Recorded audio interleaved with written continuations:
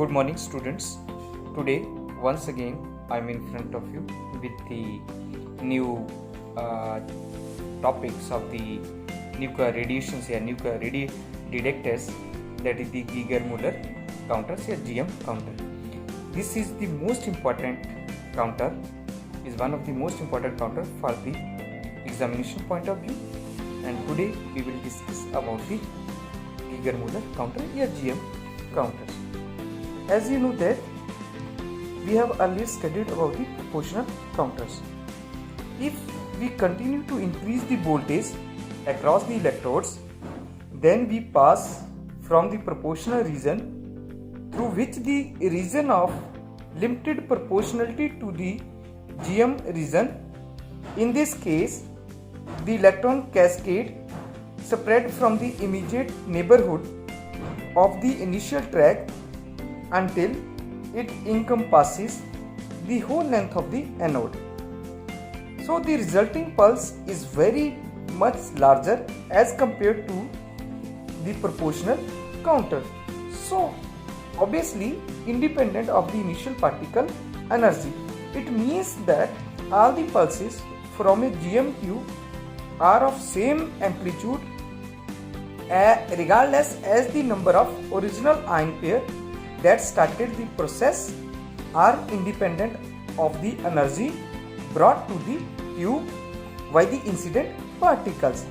So the scientist Geiger and Müller has initiative to make a instrument, to make a device, to make a tube of the GM to calculate the energy of the particles like alpha particles, beta particles and other radiation particles. So this counter was named after Hans Geiger and W. Walter, invented in 1920, that it is mostly commonly used a portable radiation device, although it is cheap, a robust counter using a GM tube which can only detect the presence and intensity of radiations. So it is used to detect alpha particle, beta particle or other type of radiation like X-ray which has very small energy, etc. Now the principle of the GM counter. It works on the principle that the nuclear radiations while passing through the gas contained in GM counter ionized it. Now the construction of this GM counter. The schematic diagrams of a GM counter is identical to that of the proportional counter and is shown in this figure. It consists of a central electrode A made up of tungsten wire of about 0.03 to 0.2 mm diameter stretched along the axis of a metal tube. B. The metal tube is well insulated from the central electrodes with the help of ebonite plugs L and M, though a high resistance R having the value of 100 mega ohms, more than 100 mega ohms. The negative is connected to the B points and positive to the A. B point is this cathode and A is anode. 3. The tube is filled with a mixture of gases of about 90% of argons and 10% of alcohol at a pressure of about 10 cm of Hg mercury. Okay, as you know that commercially available GM tubes are filled with 90% argons filling gas and 10% ethyl alcohol. The question arises here why we are using the ethyl alcohol. Ethyl alcohol acts as a quenching gas here. It may be either 0.1% either chlorines or bromines add the quenching gas and rest is neon or argon gas. So a thin glass mica or polymer window 10 micrometer isolate the gas prevent in the GM counter from the atmosphere. Now You can note down the points of the construction from these slides that I have already discussed with you peoples. 3. When charged particle enter into the GM tube, ionize the gas present in the tube. This event is known as primary ionization. When the potential difference is high, enough, the ions are multiplied by further collisions and avalanche of electrons move towards the central wire A, and this is equivalent to small current impulse which flow through the load resistance R. The critical potential is load sudden discharge through resistance R. Yeah, I can say in other words that when the primary ionization is occurred, the electron liberated in the primary ionizations are accelerated towards the center anode wires.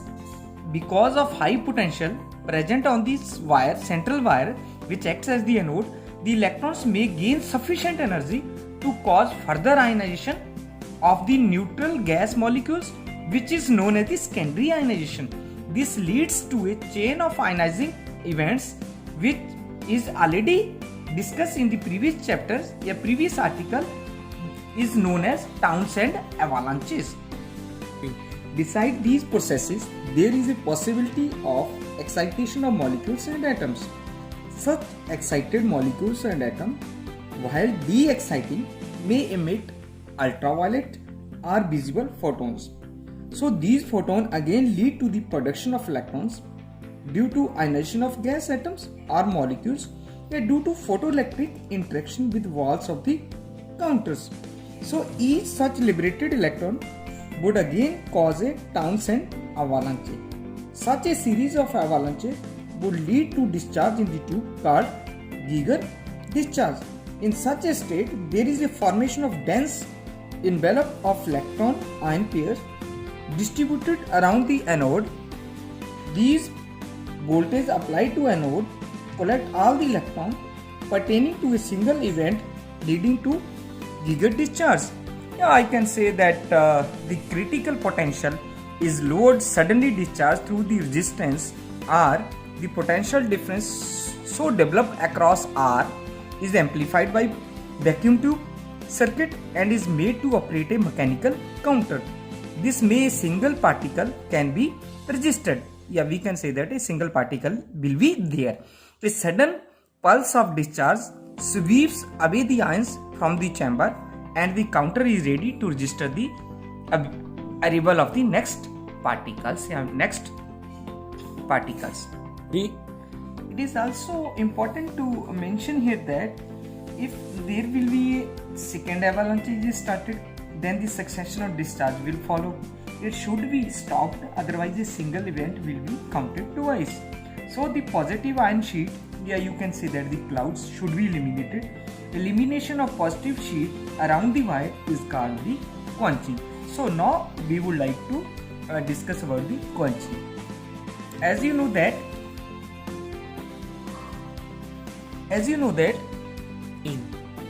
the process is not simple as discussed practically.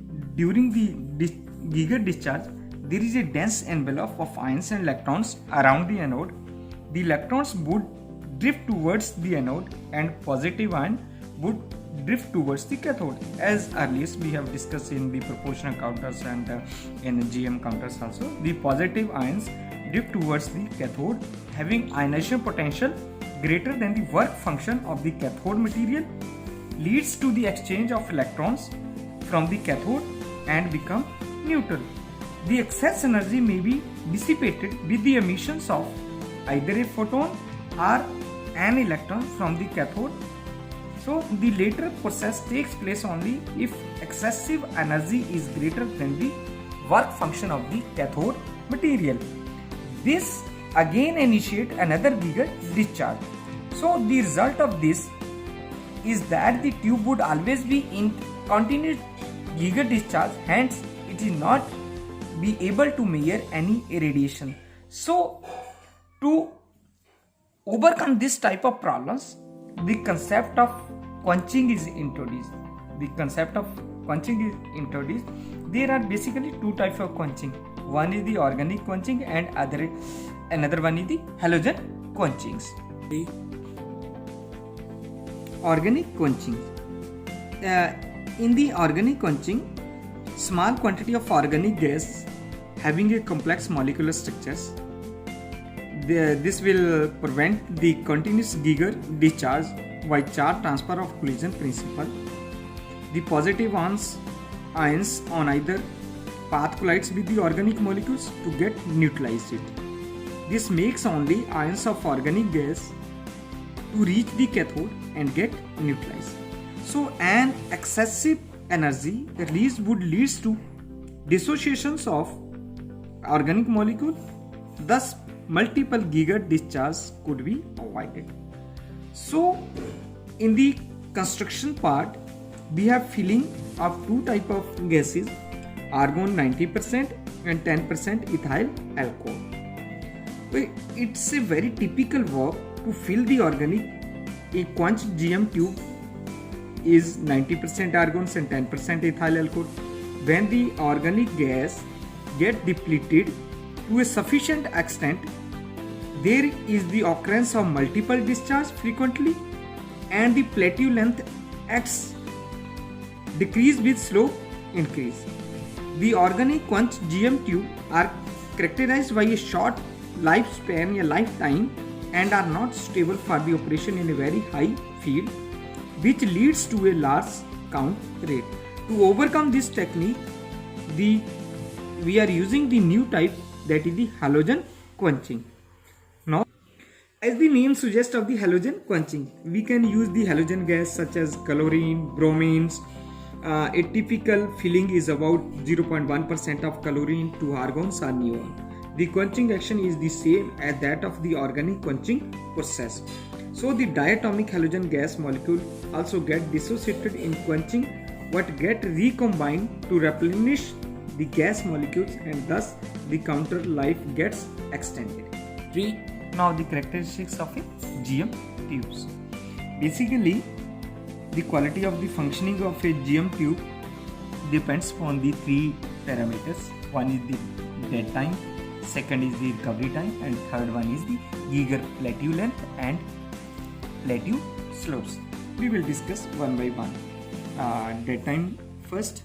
If you see the definition, is defined as the time between the limited pulse and time at which a second Geiger discharge can be developed. If I would like to explain it in other words, that the positive ions take considerable time to reach the cathode compared to electrons. The reason is that the mobility of the electron is about 1000 times greater than that of positive ions. So due to low drift velocity of positive ions, there is a formation of clouds of positive ions. The electric field of these positive ions form a sheet of positive ion, a space charge, close to the anode, and reduce the intense electric field sufficiently, thus approaching the electron do not gain sufficient energy to start new avalanche. So the detector is then dead for the time required for the ion sheet to migrate towards far enough to the field gradient, force applied on that E is equal to minus B upon R, to recover above the avalanche threshold. The dead time of a Geiger tube is defined as we earlier we have written on the sheet or on the boards. So this is about the dead times. One more point is here that the dead time is of the order of 50 to 100 microseconds. So dead time is the time immediately following the introduction of a particle during which the counter tube is insensitive for the detection of another particle. It means that if we note the count the one particle, after some time gap, after some time lag, the counter will not detect. The time period is 50 to 100 microseconds. Then we can count the another particles. Now the recovery times. After the dead time is over, some of the electrons and positive ions recombines and form neutral atoms. During this time means when the Geiger tube is dead. When a new ionizing radiation enters the tube, pulses of lower amplitude are formed, which cannot be counted by the counters.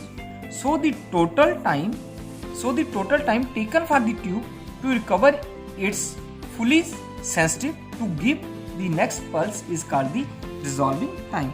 Mathematically we can say that the sum of the dead time and recovery time is called the resolving time.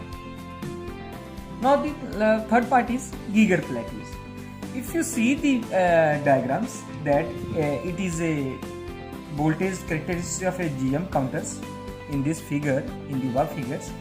This is a plot of the counting rates along the y-axis and applied voltage along the x-axis with the radioactive source placed near the counter. If you see this diagram, if you see this graph, that there is a threshold voltage below which the tube does not work. In this region the tube will not work. It can be several hundred volt.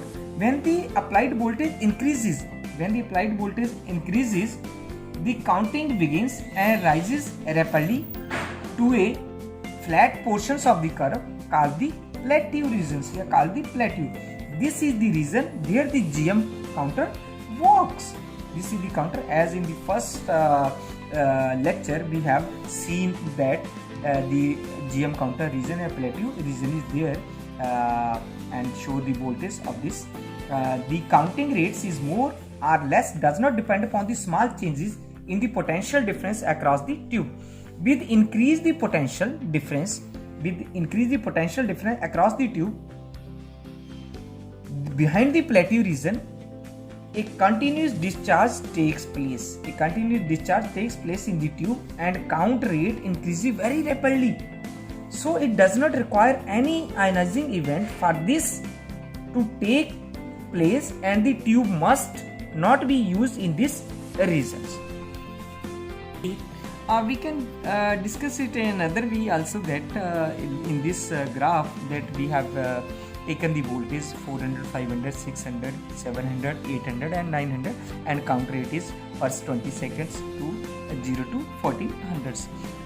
This is nothing. This is also the plateau curve for the GM. This flattened region, the plateau region, these flattened regions where the number of counts recorded per second remains independent of applied voltage is called the Geiger region. The length of the plateau is about 100 to 300 volts. When the plateau region becomes shorter and steeper, it means that the GM tube is nearly at the end of the useful life. If a GM counter is operated in this region, it eliminates the need of a costly and highly regulated power supply. Now, the main uses of this GM counters. What are the main reasons? Before to discuss about the main reasons, I would like to calculate the efficiency of the GM counter. The efficiency of a GM counter is like as efficiency of a GM counter, efficiency of counting the efficiency of a GM counter. Efficiency may be defined as the ratio of number of observed count per unit time to the number of ionizing particles which pass through the counter during that time. The efficiency can be denoted by eta letters, and N naught is the number of observed count per time, and N is called the ionizing particle. So this is the efficiency of the GM counter. If we have 100 particles, suppose we have 100 particles pass through the, and we only detect 85. So it means that the efficiency is 85% of their counters. Okay. The main use is that, main advantage of GM counter is that it is one of the cheapest form of nuclear radiations detectors. So it can also detect even very small activities due to large multiplication factors, and they are extensively used for detecting X-rays. X-rays means low energy particles, beta particles and alpha particles. For gamma rays detection, we require bigger size of GM tube. One more is thing that it is a portable device and we can put it in our labs in anywhere. Some of the drawbacks of the GM counters are also that one is the main important is that we have discussed in our lecture that the dead time, the pulse. It is insensitive for a period of 200 to 400 microseconds following each pulse. It prevents its use at very high rates. It cannot provide information about the particle or radiation causing the pulse. The most important is that it cannot be used to measure the energy of radiations. Thank you. With these words, I stop my today's lecture. If any questions, if any queries, you can ask me on my email, on my WhatsApp number. In the next video, we will discuss about the semiconductors and scintillations. After that, we will discuss about some numerical problems and some assignment works related to that, because this Geiger-Müller is very, very important from the point of examination.